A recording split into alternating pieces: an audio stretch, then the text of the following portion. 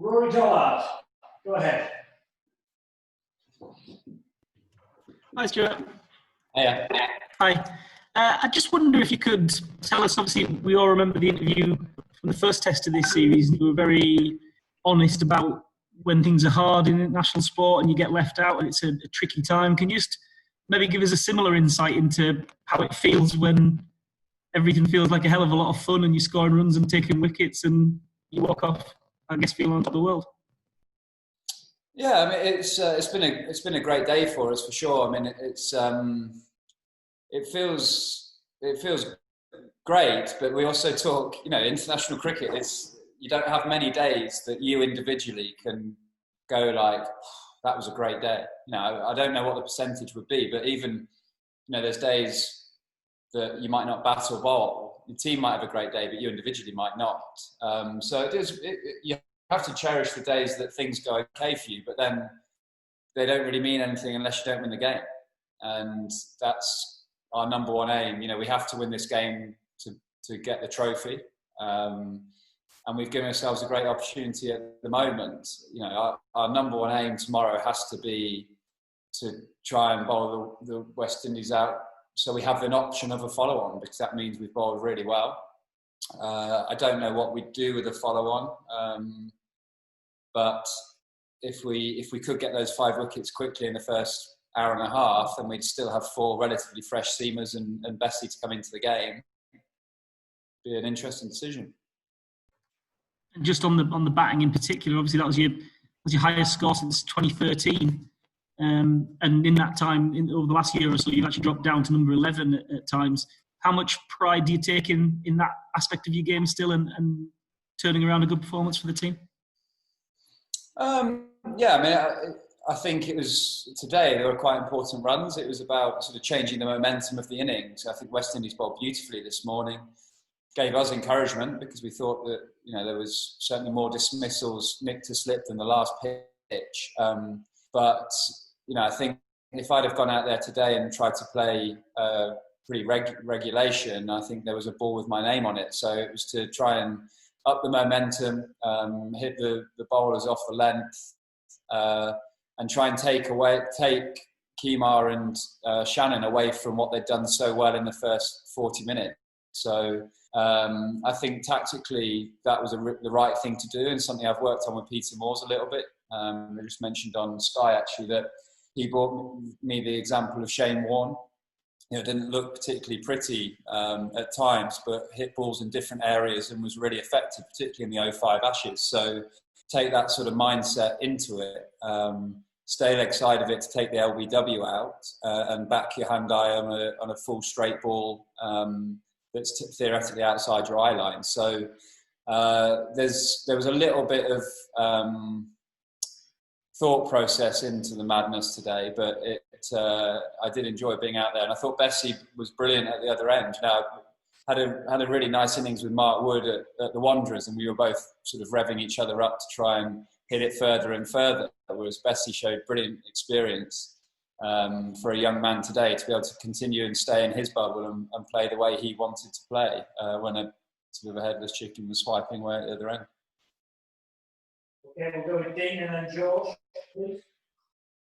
Hi, Stuart. Well played today. You just talked about cherishing, those good days you get where the team's done well and you've done well. What about cherishing a good day in the field with your mate Jimmy? I know there's been plenty of talk about that, but the fact is that you haven't played as much together as you used to. I think only 3 in the last 14 matches together. So when the two of you are kind of doing your thing out there, I mean, how much do you kind of cherish that as well?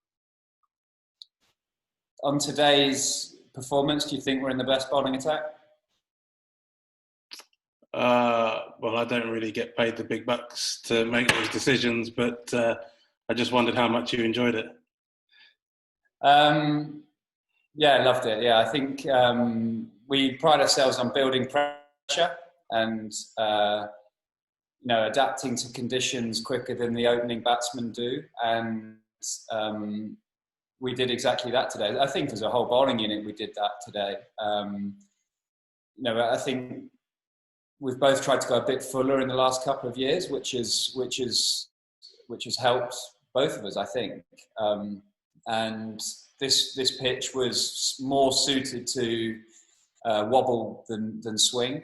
So both of us tried to put that into the equation until the ball got slightly older and started to swing with the wind a little bit from Jimmy's end. So I think it didn't really feel like we hadn't played together for so long. And I think, was it the Ashes? Pretoria, we played together in Cape Town, didn't we? Yeah. In the first Ashes game. So, yeah, I mean, 3 out of 14 isn't a lot, but we sort of slotted back into what we do and how we work together to take wickets. And I think, yeah, the proof was almost in the pudding a little bit today, and hopefully we can carry that on tomorrow. And one of your wickets included probably a new level of celeb appeal. Any chance that the old man might tap you on the shoulder? Yeah, I'm feeling a bit nervous about that, in all honesty. Yeah, it was one of those, because I was bowling with the wind going across the ground, like into chase. I was trying to bowl outside off stump. We'd been talking to Chris Wokes at mid-on for about 9 balls of when to really bowl a slightly quicker one that comes back in. How Chris got him in the first innings of the last test, actually. So it was like patience, bring him across. So eventually when I tried it and it hit the pad, it was a different sort of, when a plan comes together, a slightly different level of excitement. So I sort of celebrated like it bowled in, really, instead of having to appeal. So yeah, not one of my favourite moments, but also the 10 seconds after taking a wicket, you just don't have any control of what's happening. But it wasn't one of my final ones. It doesn't beat I reminded Joff at mid-off, actually, that it doesn't beat his one for Sussex against Leicestershire when he just charged down with his knees high and his both arms in the air. But it was a pretty bad one, or good one. It depends which way you're looking at that one. Yeah, thanks. Okay, George, please, and then Chris Stocks. G'day. How does that compare, that 4-man seam attack that England have put out today, to all the seam attacks that you've played in? Because it seemed completely relentless from a batting point of view. Are you able to explain a little bit about how that 4-man attack complements one another, please? Yeah, I think we all are slightly different bowlers, and I think we all release from slightly different places on the crease, which means that every time a different bowler comes on, the batsmen have to make little adjustments. And we pride ourselves in, we have a saying between the bowling unit of control the run rate, control the game a little bit, because if you don't make easy boundaries, if you go wicket, you're in the game still.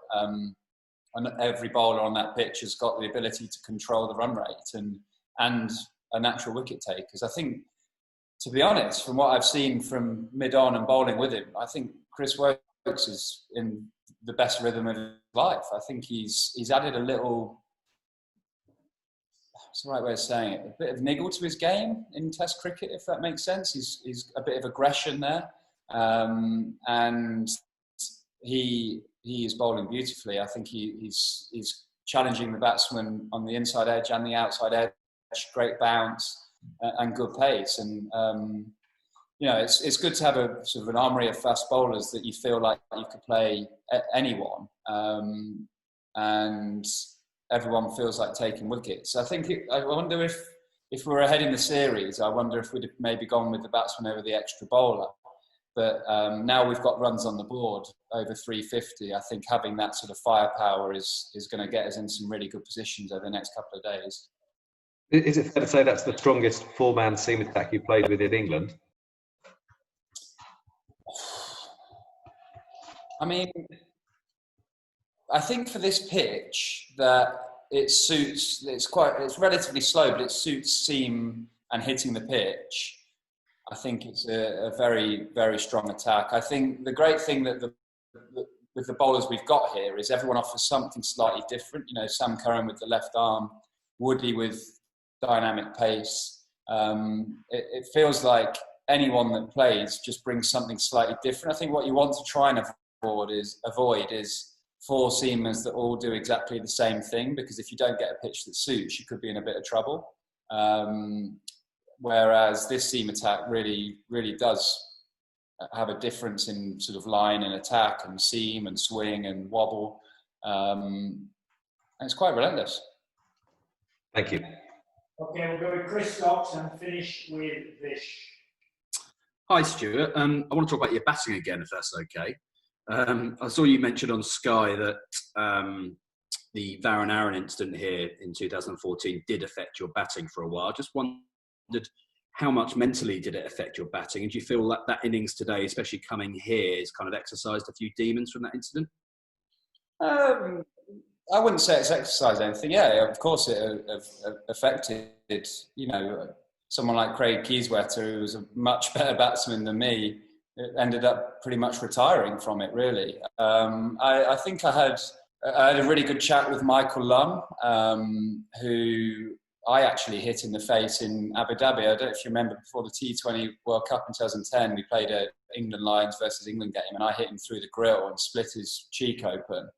And he said that really affected him for about 18 months. So to hear that coming from a bloke who's got 100 times more talent with the bat than me, that it affected someone like him and his job was just batting, was quite refreshing, because, you know, you start questioning yourself a lot that it affects you, but actually it's a pretty brutal thing, and not many people go through something like that when the ball goes straight through the visor.